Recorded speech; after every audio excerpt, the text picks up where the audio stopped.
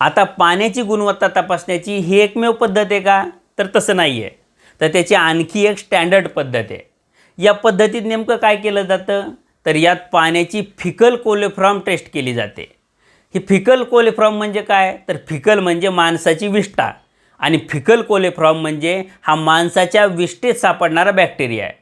म्हणजे एखाद्या पाण्यात फिकल कोलिफॉर्मचं प्रमाण जेवढं जास्त असतं तेवढी त्या पाण्यात माणसाची विष्ठा जास्त असते. म्हणजे अर्थातच आपल्या पिण्याच्या पाण्यात 0 MPN एवढं फिकल कोलिफॉर्म असलं पाहिजे. आणि शास्त्रज्ञांच्या म्हणण्यानुसार आंघोळीच्या पाण्यातसुद्धा जास्तीत जास्त 2500 MPN एवढंच फिकल कोलिफॉर्म चालतं. पण गंगेच्या पाण्यात किती फिकल कोलिफॉर्म होतं हे तुम्हाला माहिती आहे? तर ते होतं 5000 MPN. म्हणजे कुंभमेळ्यातलं पाणी पिण्याचं तर काय, आंघोळ करण्याच्यासुद्धा लायकीचं नव्हतं.